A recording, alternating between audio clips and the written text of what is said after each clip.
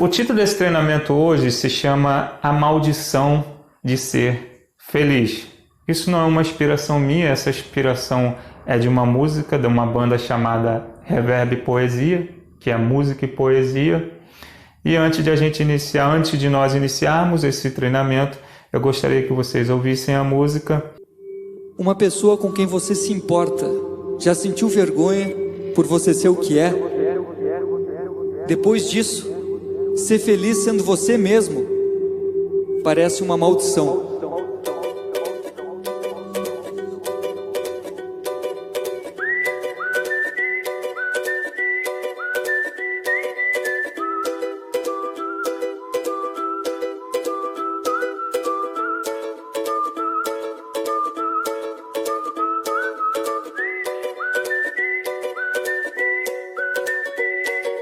Eu nasci com a maldição de ser feliz. Eu só queria ser normal. Sorri só quando dizem X. Procurei alguma cura desse mal, mas percebi que a maldição estava mesmo em ser normal.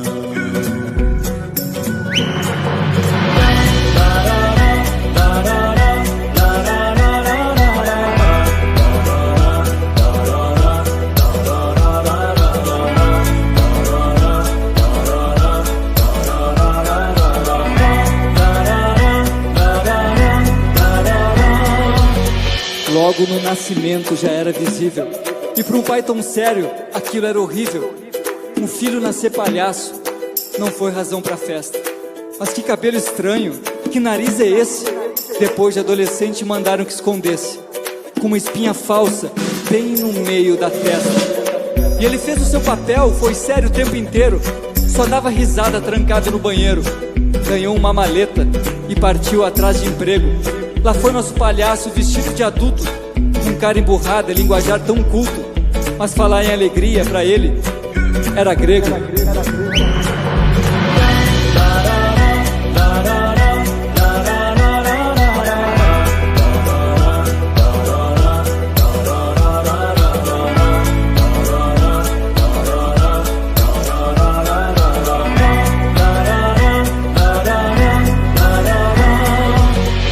Diplomas, um currículo e um seu repertório, chega ao circo de horrores chamado O Escritório. Lá, a sua fantasia é mais uma entre tantas. O domador enjaulado que mata um leão por dia, o malabarista desequilibrado fazendo acrobacia, a engolidora de sapos com um nó na garganta, a tiradora de facas com a língua afiada explica a regra do jogo. Ninguém contraria o chefe, porque ele cospe fogo. Mas aparece o ilusionista anunciando a sexta-feira, e o palhaço, que perdeu a alegria procurando se encontrar, leva no peito um sorriso estampado no crachá. Eu nasci com a maldição de ser feliz. Eu só queria ser normal. Sorri só quando dizem X.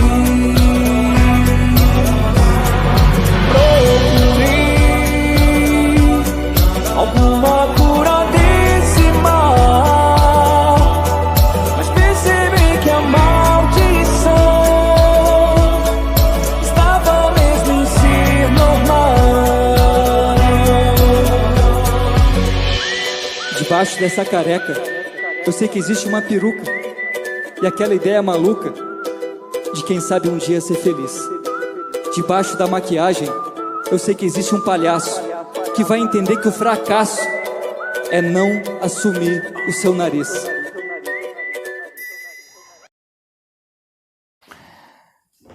Perceberam que ele começa com uma pergunta, que é a seguinte: algum dia, uma pessoa que você se importa já sentiu vergonha por você ser o que é? E o interessante é que ele fala uma pessoa que você se importa e não uma pessoa qualquer. Por que uma pessoa que você se importa e não uma pessoa qualquer. Porque a pessoa que você se importa, ela vai ter a opinião dela, vai ter um grande peso sobre suas decisões, sobre suas escolhas. Ainda mais se de alguma forma a sua escolha trouxer vergonha ou decepção para essa pessoa que você se importa. Logo, faz todo sentido o título da música, A Maldição de Ser Feliz. Por que maldição de ser feliz? Porque, veja bem, se a pessoa que você se importa sente vergonha por você ser o que é, logo, aquilo que te faz feliz vai gerar um conflito com a vergonha e a decepção daquela pessoa que você se importa. Logo, esse conflito vai ser feliz, vai parecer ser uma maldição. E ele não vai parar por aí, ele vai citar exemplo, ele vai dar exemplo dentro da própria música. Qual é o exemplo? O exemplo do palhaço. Ouçam novamente. Logo no nascimento já era visível, e para um pai tão sério, aquilo era horrível. Um filho nascer palhaço não foi razão para festa. Mas que cabelo estranho, que nariz é esse? Depois de adolescente mandaram que escondesse, com uma espinha falsa bem no meio da testa. E ele fez o seu papel, foi sério o tempo inteiro, só dava risada trancado no banheiro. É claro que para um pai tão sério, o filho nascer palhaço não vai ser razão para festa. E não só não vai ser razão para festa, como no exemplo ele diz que depois de adolescente mandaram que escondesse. E o palhaço ele só vai dar agora risada trancado no banheiro, né? Como ele diz, né? E ele fez o seu papel, ou seja, o palhaço fez o seu papel, ele foi sério o tempo inteiro, só dava risada trancado no banheiro. Não que ele só desse risada, que ele desse um sorriso no banheiro, mas pegando aí o exemplo da música, é que ser o que ele gostaria de ser, para um pai tão sério, para uma família tão séria, aquilo ali não era legal, não era razão para festa. Então, se ele quisesse fazer palhaçada lá no meio, em público, né, que é o que faria sentido para ele, faria com que ele se sentisse feliz, ele não poderia fazer isso, ele ia ter que fazer trancado no banheiro.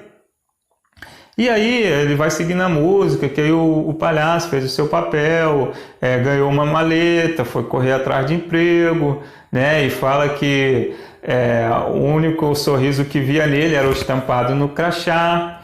E por que isso? Mas porque faz sentido isso se nós pararmos para refletir? Se nós fizéssemos uma reflexão profunda, nós vamos ver que vivemos em uma sociedade de padrões, onde parece até que não temos liberdade. Quando nascemos, já nos entregam uma vida pronta. Já dizem para nós o que é bom e o que não é. Parece que nós não podemos procurar aquilo que é bom realmente para nós. Porque existe uma cultura, existe uma sociedade que já tem uma lista do que é bom. E se você estiver fora dessa lista, aquilo que você quiser, se estiver fora dessa lista, ser feliz vai parecer ser uma maldição. Porque, veja bem, dificilmente você vai encontrar no topo da lista de profissões do que a sociedade acha que é bom ser palhaço. E assim, outra profissão que você queira ser ou qualquer outra coisa que você queira ser. Vocês já ouviram falar na mão invisível do mercado? A mão invisível do mercado parece praticamente como se fosse um Deus. Porque antes de eu tomar minhas decisões, antes de eu escolher a minha carreira profissional, e vale ressaltar que a carreira profissional é viver praticamente a metade da nossa vida fazendo aquilo, antes de nós tomarmos essas decisões, nós vamos perguntar ao mercado. Dificilmente nós perguntamos a nós mesmos, nós vamos perguntar ao mercado. Como? Talvez você já tenha passado por isso, ou conheça alguém que passou por isso, que antes de escolher a sua profissão, antes de escolher a sua faculdade, de ingressar em algum curso, ela vai lá no mercado e faz as perguntas. Como que está o mercado para essa profissão? Será que é de acesso fácil essa profissão ao mercado? Será que tem uma boa remuneração? E aí a pessoa ela não se importa nem um pouco, não passa na mente dela que ela vai passar metade da vida dela fazendo aquilo, mas o que importa para ela é o que o mercado diz, é o que a sociedade diz, de que é bom, do que é fácil, do que traz uma boa remuneração. E dificilmente, eu volto a dizer, nessa lista do mercado, dificilmente vai ter a profissão de ser palhaço. Eu queria dar um exemplo próprio, meu, para que vocês entendam. Por muito tempo, e eu posso dizer seguramente, eu fui infeliz na profissão que eu exercia. Essa profissão que apareceu para mim foi aquela do tipo, foi o que apareceu. Comecei de um ajudante dentro de uma empresa com 19 anos de idade e ali, naquela área que eu comecei como ajudante, me tornei profissional. Só que eu não aguentava, eu não gostava de fazer aquilo. Aquilo para mim era um sofrimento. Eu não queria acordar no outro dia para fazer aquilo ali. Mas por muito tempo eu exerci essa profissão. E tentei até mudanças dentro da própria área. Exemplo, eu trabalhava em terra e fui trabalhar embarcado. Não sei aí se vocês, na cidade de vocês conhecem o termo embarcado, mas aqui onde eu moro, embarcado são aquelas pessoas que trabalham nas plataformas petrolíferas, no mar. Tem até uma série aí chamada Ilha de Ferro, como se fosse uma ilha no mar de ferro. E lá ficava 14 dias e aqui em terra ficava 14 dias. Só que 14 dias aqui passava voando e lá era uma eternidade. E eu me lembro um dia, não sei se foi eu ou se foi a minha mãe que ligou, mas enfim, mãe é um bicho incrível. Mãe tem uma percepção, só um minuto, deixa eu pegar a caneta aqui. Mãe tem uma percepção incrível, tá? O bicho para ter uma percepção que você ficar de boca aberta. E nesse dia, eu não sei se foi eu ou foi ela que ligou, mas conversando normalmente, eu achava que estava conversando normalmente. E minha mãe faz a seguinte pergunta: filho, você está bem? Ah, meus amigos, quando ela fez essa pergunta, a lágrima começou a descer, de sujar o rosto. E eu dizia: não, mãe, tá tudo bem. Mentira, não estava tudo bem nada. Não, mas por que você está assim? Não, mãe, é só saudade de casa. Mas não estava bem nada. Mas naquele dia ali, naquele momento, eu descobri que precisava dar um basta, aquilo ali precisava acabar. Eu era totalmente infeliz fazendo aquilo ali. E aí eu tomei uma decisão. Fui pedir conta da empresa para poder abrir um negócio de sociedade. Estou bem resumindo bastante aqui só para que vocês entendam onde eu quero chegar. Fui abrir um negócio de sociedade e aí vocês imaginam que as pessoas com quem eu me importava começaram a dizer: você é maluco, você vai sair de um emprego certo, de uma estabilidade, de uma segurança, de carteira assinada, tudo isso e tudo mais. E enfim, eu consegui vencer tudo isso, né? Todas essas coisas das pessoas que eu me importava e ainda me importo, disseram para mim, eu venci e fui abrir um negócio de sociedade. No começo tudo bem, o negócio começou a crescer, eu e mais um amigo, precisamos de mais pessoas para trabalhar, mas chegou um determinado momento em que não estava dando certo, tivemos problemas, ela também já não estava mais aguentando tais problemas, e aí eu decidi então vender a minha parte para o meu sócio. Chamei ele e falei: cara, compra a minha parte, fica só você, aí você vai gerir a empresa do jeito que você acha que tem que ser. E aí ele aceitou a proposta, vendi a minha parte. E voltei a trabalhar embarcado. Nisso, de eu vender a minha parte, né, vocês sabem, já ouvi das pessoas que tinham falado lá que não era para eu fazer isso, caí ali, vendi a minha parte, imaginam vocês o que eu tenha ouvido. E aí voltei a trabalhar embarcado. Só que agora com a mente um pouco diferente, tá? E se vocês estiverem com papel e caneta, eu aconselharia que anotasse isso. Eu ia voltar sim para aquilo que eu não queria fazer. Mas a diferença agora é que eu entendi uma frase que eu aprendi e nunca esqueci. Que o sacrifício de hoje é a vitória de amanhã. Agora eu tinha em mente que aquele sacrifício que eu iria fazer havia um propósito. Era o sacrifício de hoje que iria se tornar a vitória de amanhã.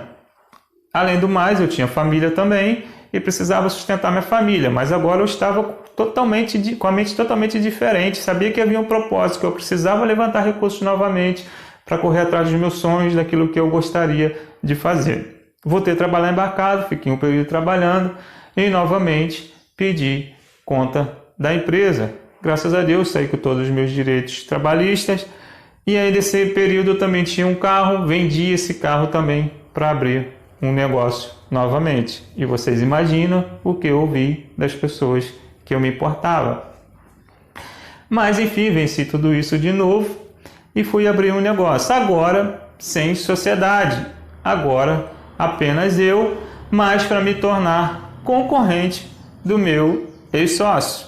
E aí as pessoas, você é maluco, vai fazer isso de novo, a primeira vez já não deu certo, mas agora eu tinha um motivo, agora eu vou trabalhar sozinho, agora eu sou apenas eu, enfim, venci tudo isso, todas essas pessoas que eu me importava falando no meu ouvido, dizendo para não fazer, que eu precisava de segurança, eu não sou um garoto mais, enfim, sabe, todas aquelas pessoas que não têm coragem de fazer algo e ficam criticando aquilo que você pretende fazer. Mas novamente eu venci tudo isso, toda essa sociedade, toda essa cultura, todas essas vozes, venci e fui abrir um negócio novamente, para me tornar concorrente do meu ex-sócio. Aí começou eu e mais um, logo precisamos de mais outra pessoa e depois de mais outro. Nesse meio caminho nós pegamos um contrato com a Ambev, um contrato muito bom, precisamos contratar mais pessoas, a empresa estava crescendo, só crescendo, mas aí veio uma crise. Não sei se vocês se lembram, claro que devem lembrar, no início da Lava Jato. E aqui onde eu moro, a cidade onde eu moro é vizinha à cidade capital nacional do petróleo, onde tem muitas empresas terceirizadas que prestam serviço para a Petrobras. E quando começou essa crise da Lava Jato, muitas empresas fechando, muitas pessoas que moravam aqui na cidade foram embora para suas cidades. E aí começou o negócio ficando difícil, não vendia. Fui mandar um embora, mandar outro embora, e o negócio foi piorando, adquirindo dívidas. Enfim, mais uma vez, fechei o negócio, quebrei, fali.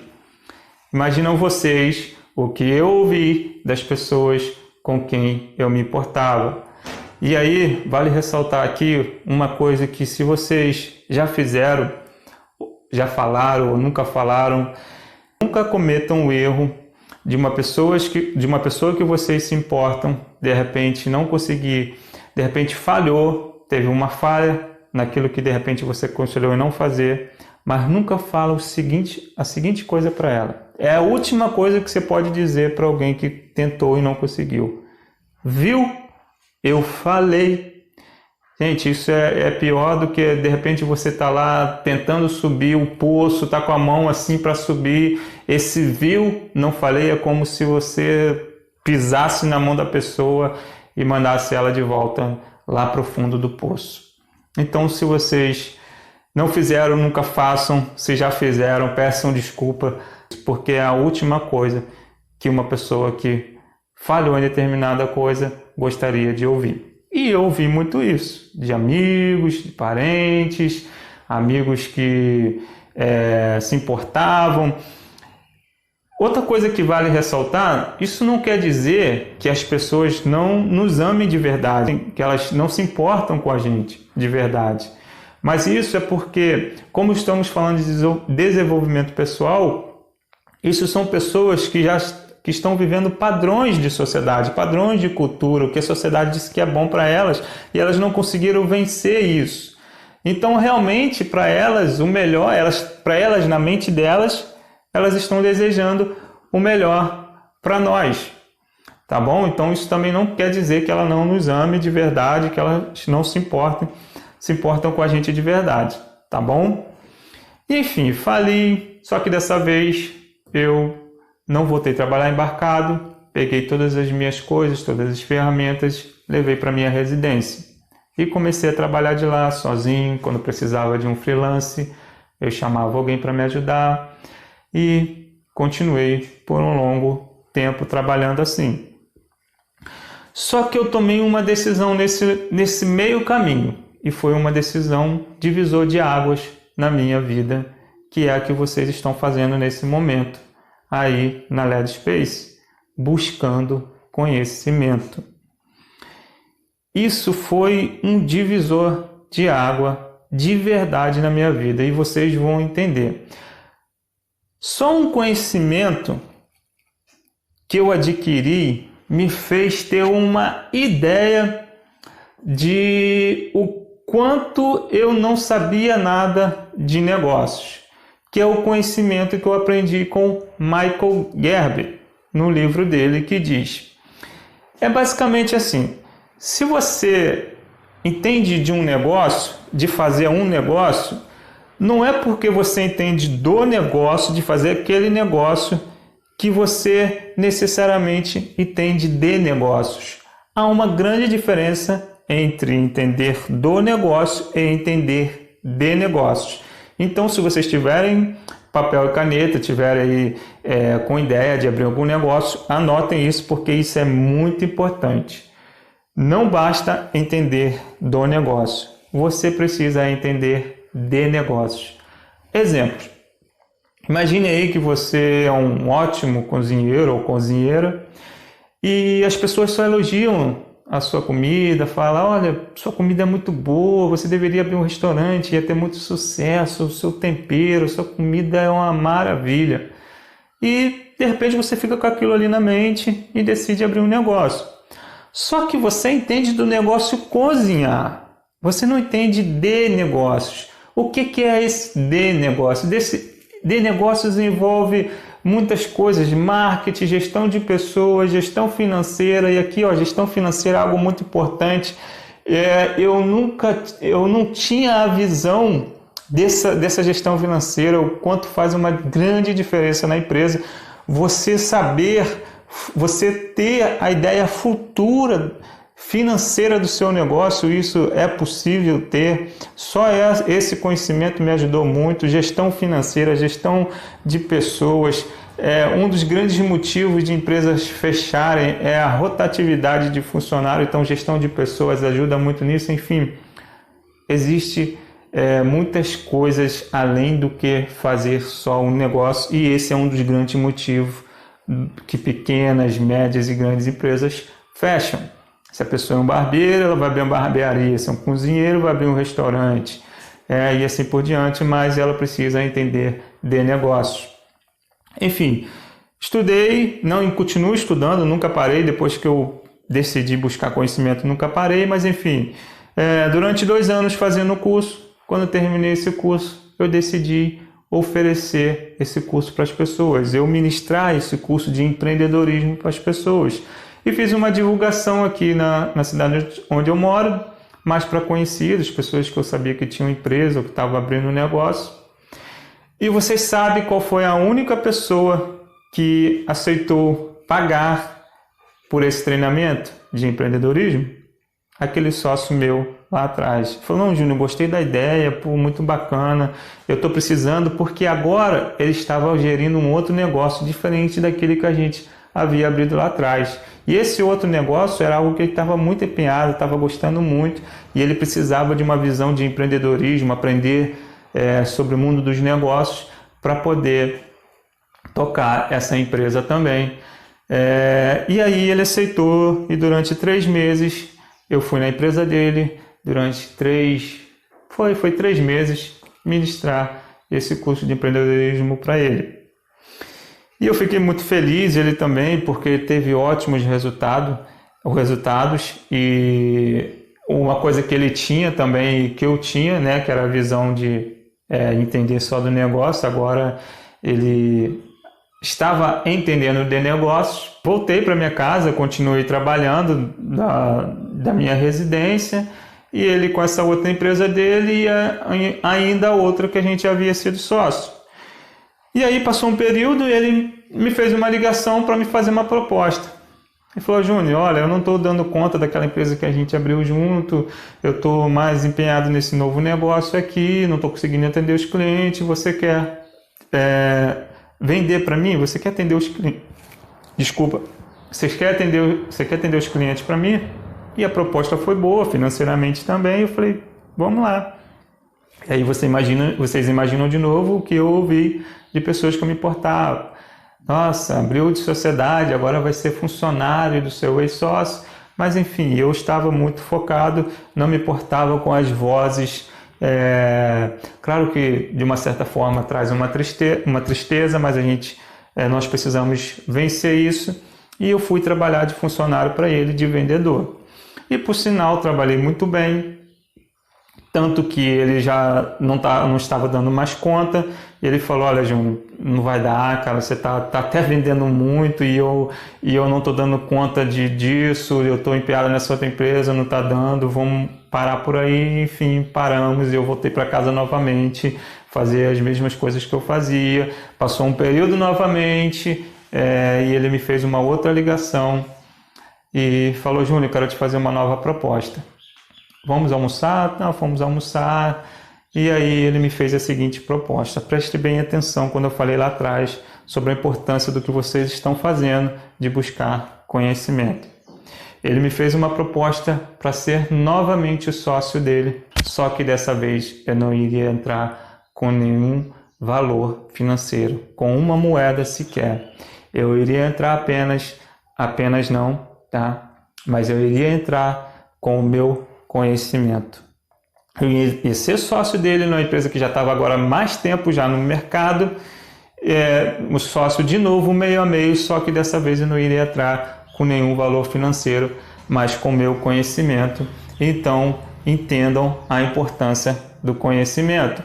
Claro que havia ali toda uma negociação. Agora ele queria o seguinte: ele não iria se envolver mais com a empresa, eu iria gerir a empresa, eu iria administrar toda a empresa. Basicamente, ele só iria receber os lucros, nada mais do que justo, já que eu não iria entrar com nenhum valor financeiro, porque ele estava muito empenhado nessa outra empresa. E a empresa dessa outra empresa dele estava crescendo. Enfim, aceitei a proposta, trabalhei muito bem, fui trabalhando muito bem, estava tendo resultados. E num determinado momento, depois de algum tempo, eu fiz uma ligação, falei: cara, quero pagar um almoço para você, você aceita?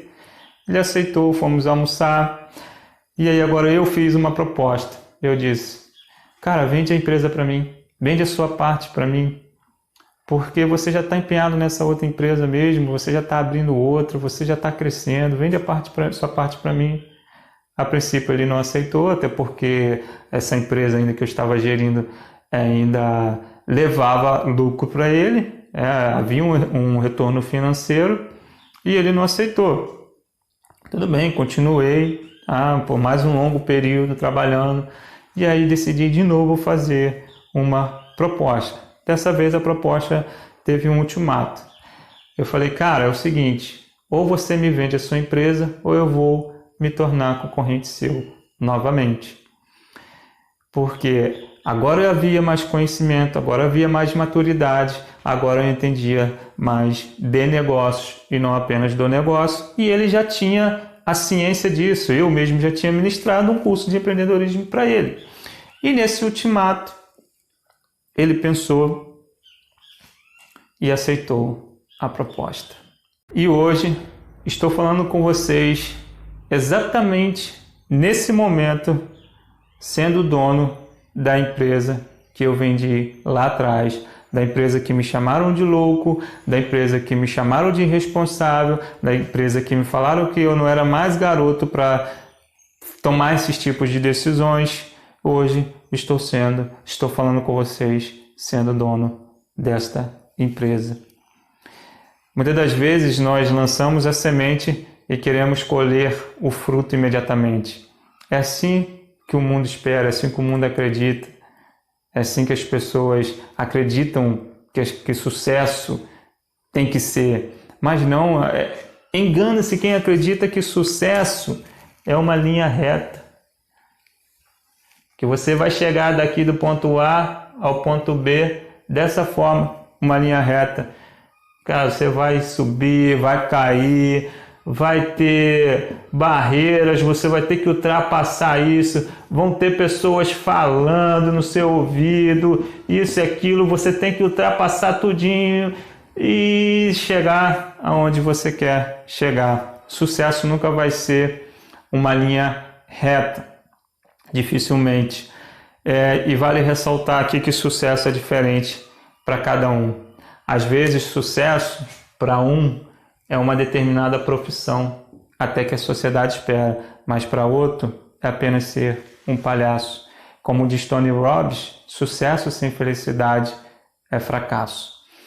Então, qual é a reflexão desse treinamento da maldição de ser feliz? Não há sucesso sem felicidade. Então, uma coisa que eu gostaria de dizer é que não existe soluções mágicas, assim como pessoas vendem na internet. Às vezes, desconfie de tudo aquilo que entreguem para vocês, que queiram entregar para vocês como soluções mágicas. 7 passos para isso, 7 passos para aquilo, o segredo do sucesso, a chave do sucesso. As pessoas que geralmente vendem a chave do sucesso nunca nem usaram para elas mesmas. Mas se eu pudesse dar um conselho para vocês, alguns conselhos para vocês seria, deixa eu só apagar aqui para que vocês entendam.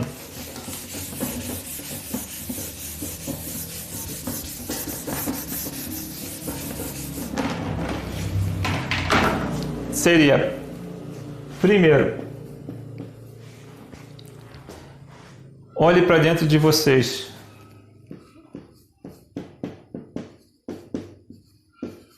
Dentro de você.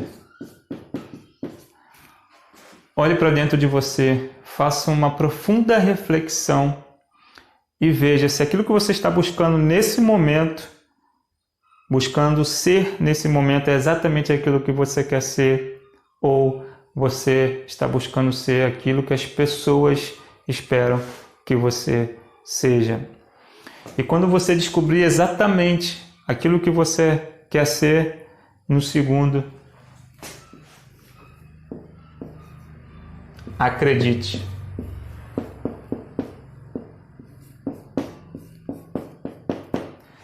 Depois que você descobrir exatamente aquilo que você quer ser, aquilo que te satisfaz, porque veja bem, hoje eu poderia ganhar na Mega Sena, que eu continuaria fazendo exatamente o que estou fazendo com vocês, porque eu tenho prazer, eu não tenho mais aquela sensação de dormir, aquele desespero do dia seguinte, não. Hoje eu tenho vontade de acordar no dia seguinte para fazer exatamente o que estou fazendo. Então, depois que vocês descobrirem isso, exatamente aquilo que vocês querem ser, acredite. Porque se vocês não acreditar, não adianta nem entrar no ringue. Primeiro vocês precisam acreditar. Acredite que é possível, acredite que vocês podem alcançar. Se não acreditar, nem entre no ringue. E depois que vocês acreditarem, terceiro, esteja pronto para falhar. E vale ressaltar uma coisa, tá?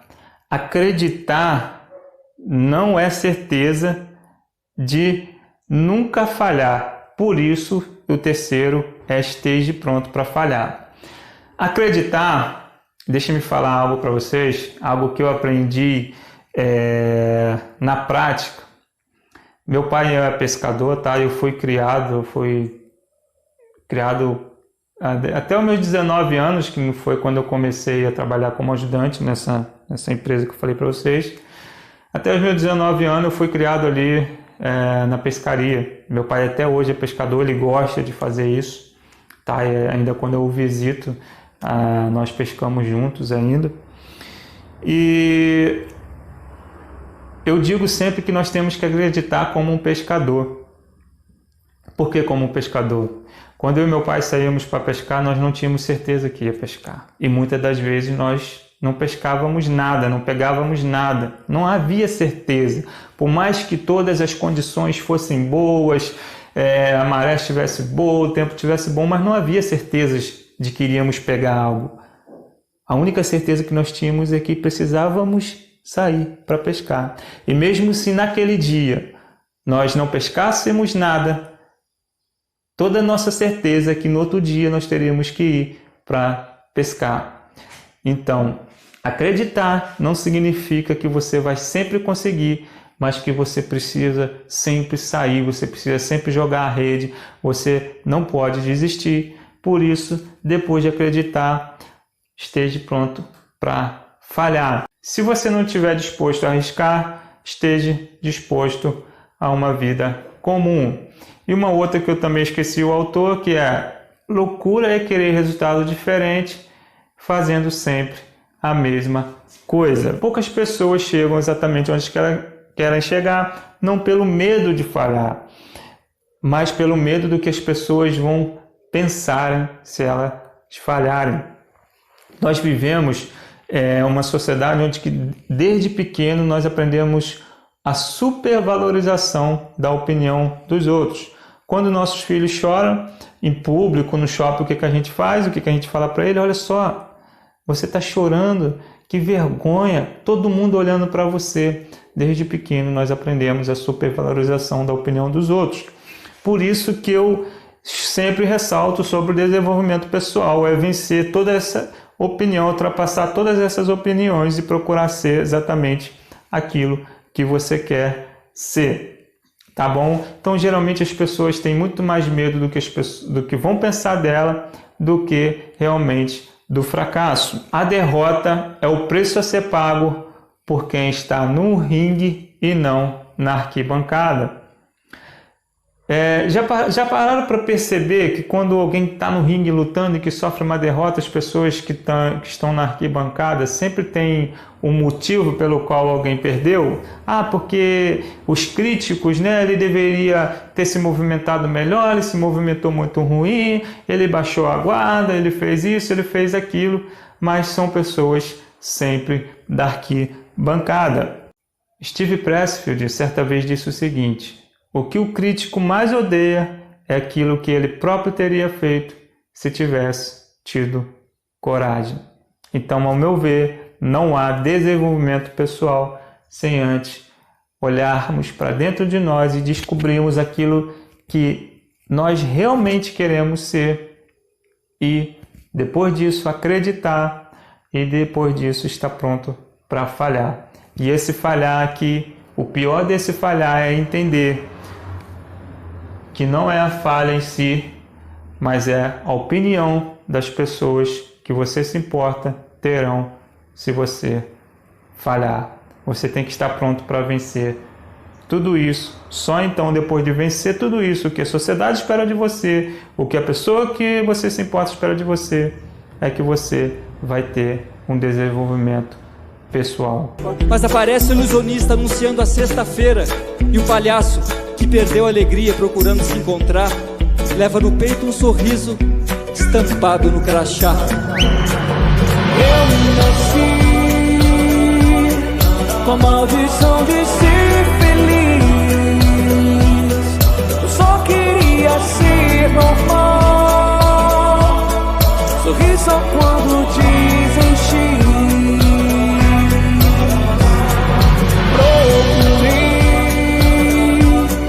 Alguma cura desse mal, mas percebi que a maldição estava mesmo em ser normal. Debaixo dessa careca, eu sei que existe uma peruca e aquela ideia maluca de quem sabe um dia ser feliz. Debaixo da maquiagem, eu sei que existe um palhaço que vai entender que o fracasso é não assumir o seu nariz.